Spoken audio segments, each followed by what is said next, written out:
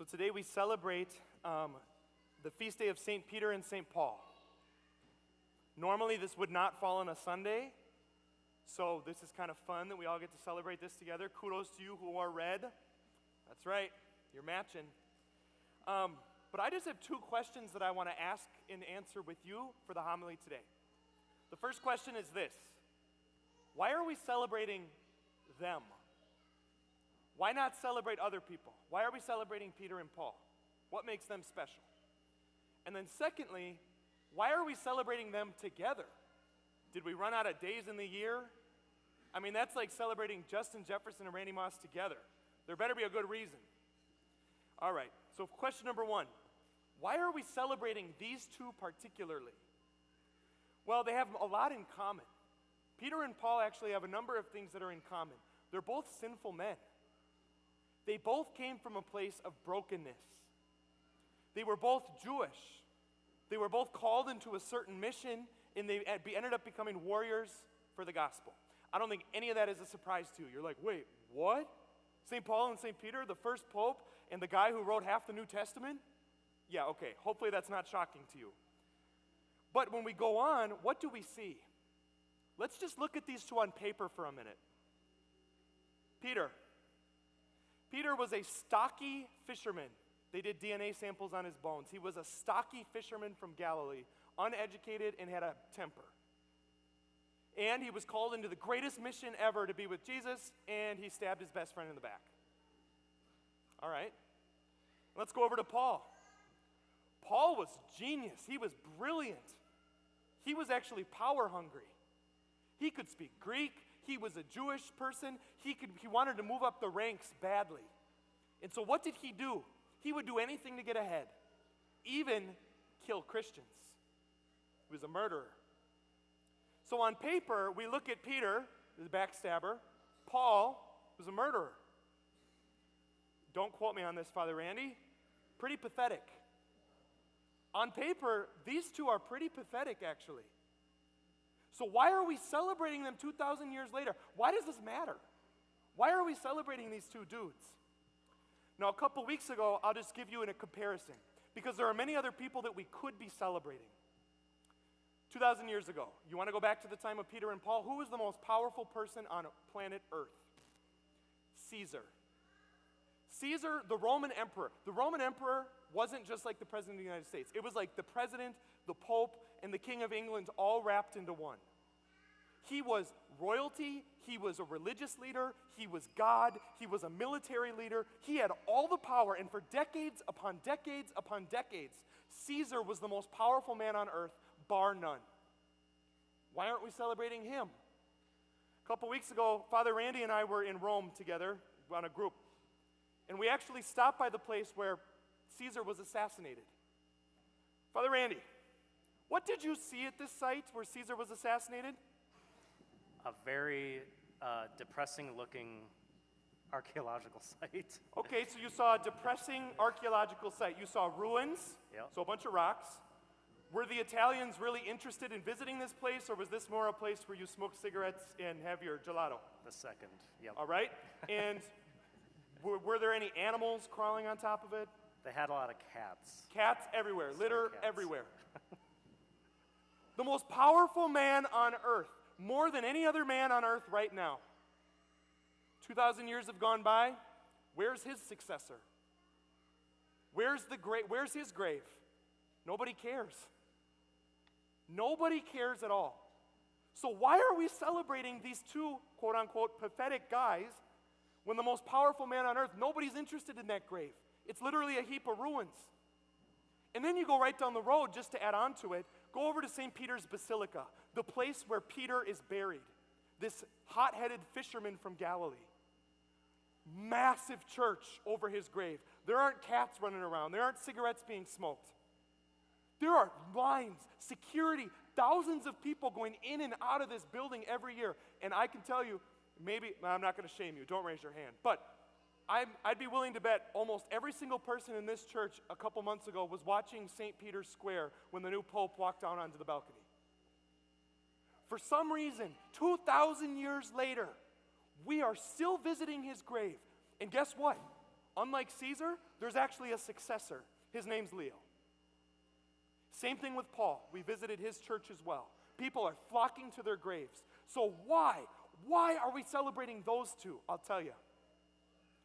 They were great because they gave their life to God. You want to do something great in your life? Give your life to God. I mean, you and I could try to do this on our own effort. Ask Caesar how that went 2,000 years later. But when you, even if you're broken like Peter, broken like Paul, bingo, you've got Peter and Paul up here in modern day, broken. But God wants to do something amazing with you. If you're a parent, if you're a grandparent, if you're a child, He wants to do something amazing with you. Give your life to Him, even in spite of your weaknesses. And like Peter and Paul, He can change the entire planet. You want to be remembered, you want to be great, give your life to God. So, why do we celebrate them? Because of their love for God. They changed the world. And the second question we asked today, why are we celebrating them together? Why are they together? Now, we just said that they have many things in common. Peter and Paul had a lot in common, but the reason why we celebrate them on the same day is not because of what they had in common, it's actually what they were different. Let me say that again. The reason we're celebrating them on the same day is because of what made them different. Here's what I mean. Peter, the first pope, he was known, they both preached to everyone. They both told Jesus' story to everyone. But Peter particularly went to the Jewish people. He went to the religious people at the time, and he said, hey, you know that Messiah that you've been waiting for? You know the God that made the entire earth? Bingo! There he is. That was Peter's message. He was bringing it to people that were already religious. Paul, on the other hand, he went out, and he wasn't necessarily going to the religious people of the time.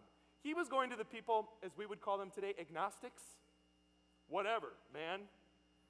Okay, they went to people that they weren't Jewish. You know, you hear Jewish and Gentile. That means Jewish or non-Jewish. So why do we celebrate them both together? Well, you're either Jewish or you're not Jewish. If you know your logic, that encapsulates all of humanity. 100% of people are in that category, one or the other. What the church is trying to tell us by celebrating these two on the same day is this. We, as Christians today, everybody needs to be brought into the church. We have a solemn obligation to go into our corner of reality, whether they're agnostic, whether they're Muslim, whether they're Buddhist, whether they go to the mega church, the Christian church, but they're not Catholic. We have an obligation to bring them here to the true church of Jesus Christ. That is what that means. And I would just add for you, I don't know where you work, what you do, some of you I do, but in your corner of reality, you probably have particular gifts. We were just with the young people this week at Extreme Faith Camp.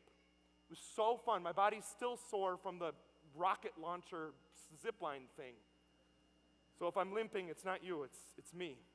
But there are some people who are calling young people. Some people are going to the fringes. Look at Bishop Barron on the internet. He's talking to people who don't even believe in God, and he's convincing them. And then you have people, the Christians, they believe in the Bible, they believe in Jesus, but they don't believe in his church. All of those people, every single human being on earth, all 8 point whatever billion, belong in the Catholic Church. That is God's will. And so like Peter, who went to the religious folk, like Paul, who went to the non-religious folk, and they all brought them in, it is our job to bring them in. The church is making a statement here. So why are they celebrated together? To tell us this, that everyone belongs in the church. And so I ask you today, who's coming to your mind as I'm saying this? Who in your life needs the experience of the hope, of the love, of the peace, of the joy of Jesus? Who in your life is literally dying for love, is asking questions? Perhaps you are the person that needs to invite them. And what gifts has God given you, like Peter and Paul? Whatever end of the spectrum they're on, whatever part of the wide gamut of humanity they're on, they belong right here in the love of God. Last thing I'm going to say. Peter and Paul got this right. When you meet someone who disagrees with you, that person is not the enemy. That person's the goal. When you come across someone who has different beliefs than you, different ideologies than you, different whatever, that person is not an obstacle to you. That's the prize that you're trying to win. I want that person to know the love of God and be fully in his church. That's what we're about. And so today, on this feast of Peter and Paul, why are we celebrating them? They're weak and broken. Didn't do it on their own, they're kind of pathetic. But with God, you become great. That's why we're celebrating them. And then secondly, why are we celebrating them together? The church is telling us every single soul on this planet belongs in the Catholic Church. And we need to go out and invite them into the love of God. My brothers and sisters, that's our mission. We ask for Peter and Paul to help us in that mission.